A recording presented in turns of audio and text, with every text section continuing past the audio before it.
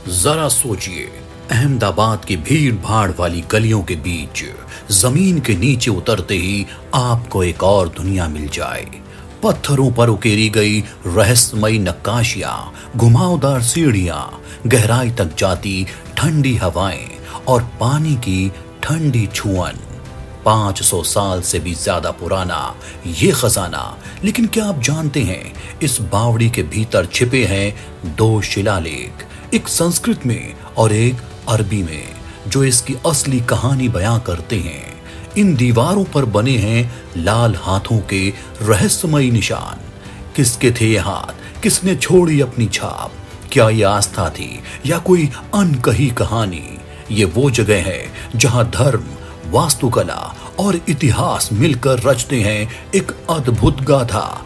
ये किसी राजा या बादशाह की देन नहीं, बल्कि एक आम महिला का इंसानियत को तोहफा था। आज हम उतरेंगे इन सीढ़ियों से और खोजेंगे उन पत्थरों में छिपे वो राज जिन्हें समय भी मिटा नहीं पाया। दादा हरीर वाव या धाई हरीर बावड़ी 15वीं शताब्दी की इंडो इस्लामिक कारीगरी का एक शानदार नमूना है। बलुआ पत्थर से बनी ये बावड़ी सोलंकी स्थापत्य कला की विरासत को संभाले हुए है, लेकिन इसकी नक्काशी और कलाकृतियों में इस्लामी असर भी साफ दिखाई देता है। दादा हरीर वाव, जिसे दादा हरीर या बाई हरीर बावड़ी भी कहा जाता है, मुसाफिरों और तीर्थ यात्रियों को पीने का पानी मुहैया कराने के लिए बनाई गई थी। ये बावड़ी सीधे जल स्तर में खुदाई करके बनाई गई थी, ताकि हर मौसम के मुताबिक अलग अलग मंजिलों पर ताजा पानी मिल सके। आज भले ही ये सूखी है, लेकिन कभी इसके गहरे हिस्से भीषण गर्मी से राहत पाने का ठंडा ठिकाना हुआ करते थे। यहाँ लगे संस्कृत अभिलेख के मुताबिक इसका निर्माण 1499 में हुआ था। वहीं सफेद संगमरमर पर उकेरी गई अरबी शिलालेख 1490 की तारीख बताता है। इतिहासकार जैन न्यूबाउर के मुताबिक इस तारीख से जुड़ा विवाद आसानी से हल नहीं किया जा सकता। दोनों लिखावटें हमें ये बताती हैं कि दादा हरीर वाव सिर्फ एक इमारत नहीं, बल्कि संस्कृतियों के मेल का प्रतीक है। ये बावड़ी महमूद बेगड़ा के शासनकाल में उनके हरम की मुखिया बाई हरीर ने बनवाई थी। इतिहास कहता है कि उन्होंने न सिर्फ ये वाव, बल्कि पास ही एक मस्जिद और अपना मकबरा भी बनवाया। आज भी उनकी कब्र यहीं मौजूद है। इसे बनवाने में उस समय भारी रकम यानी कि 3,29,000 महमूदी यानी लगभग 3 लाख रुपए खर्च हुए थे, जो उस दौर में बहुत बड़ी राशि मानी जाती थी।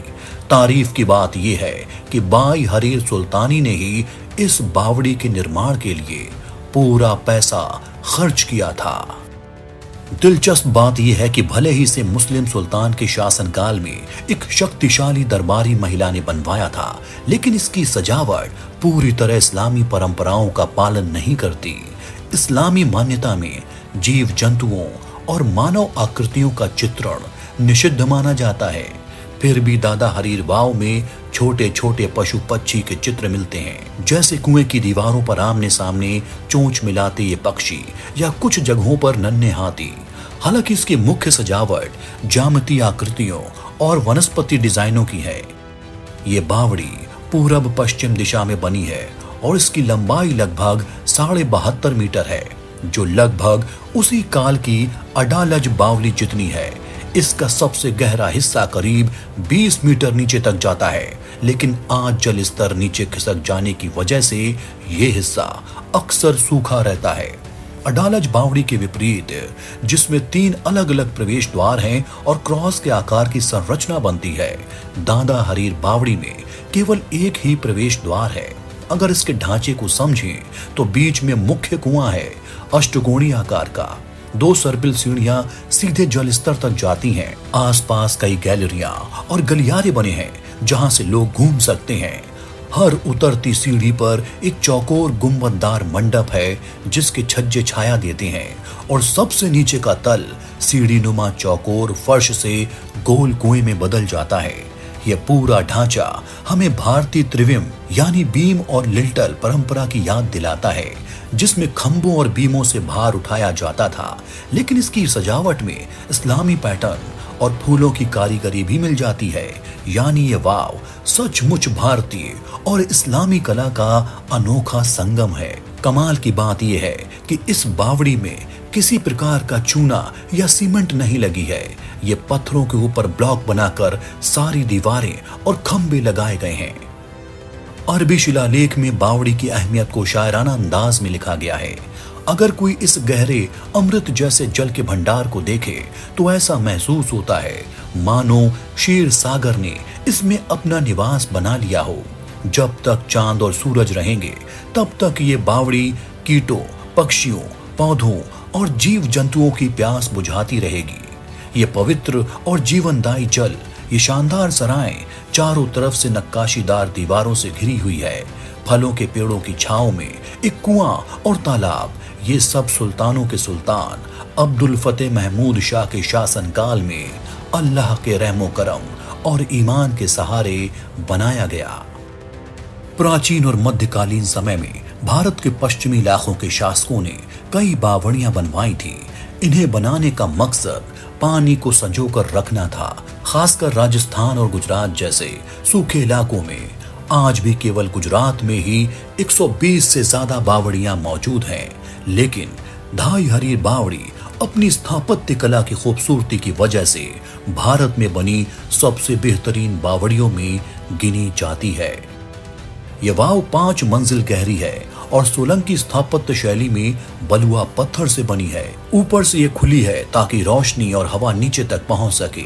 अंदर सीढ़ियां, गलियारे और मंडप इस तरह बने हैं कि लोग आराम कर सकें और लंबे सफर के बाद ठहर सकें। सबसे अनोखी बात यह है कि इसमें 3 घुमावदार सीढ़ियां हैं जो सीधे नीचे पानी के तल तक जाती हैं। ऐसी संरचना किसी और बावड़ी में शायद ही देखने को मिलती हो। दीवारों और खंभों पर की गई बारीक नक्काशी आज भी आंखों को मोह लेती है। यहाँ कुंभ आकार की फ्रीज, फूलों की आकृतियां, हिंदू जैन कला की झलक और इस्लामी ज्यामिति डिजाइन सब एक साथ देखने को मिलते हैं।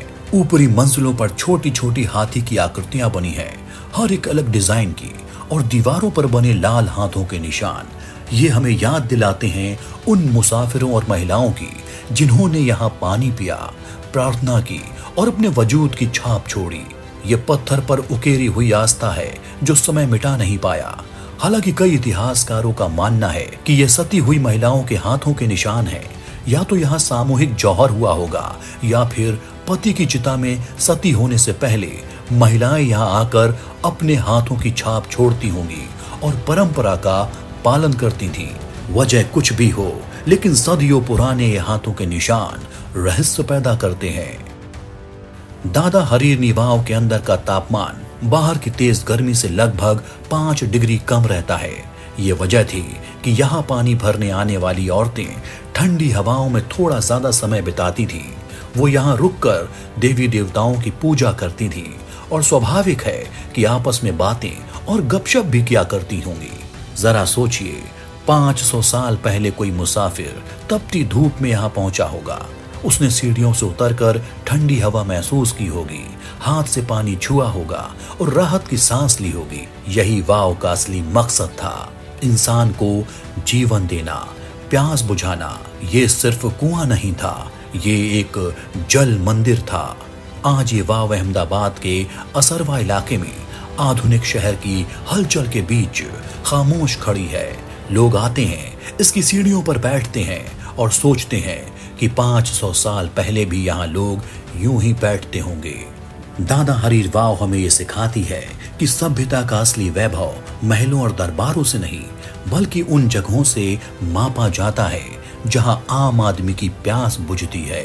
ये वाव पत्थरों में उकेरा हुआ सबक है कि पानी धर्म से परे है, समय से परे है, ये जीवन है। तो अगली बार जब आप अहमदाबाद जाएं तो जरूर उतरिए इन सीढ़ियों पर, क्योंकि यहाँ हर पत्थर, हर निशान और हर बूंद आपसे कहना चाहती है, मैंने इतिहास लिखा। आपको ये वीडियो कैसा लगा हमें कमेंट करके जरूर बताएं। साथ ही अगर आप किसी ऐतिहासिक इमारत के बारे में जानना चाहते हैं तो वो भी हमें बताएं। कोशिश करेंगे कि हम उसका वीडियो आप तक पहुंचाएं।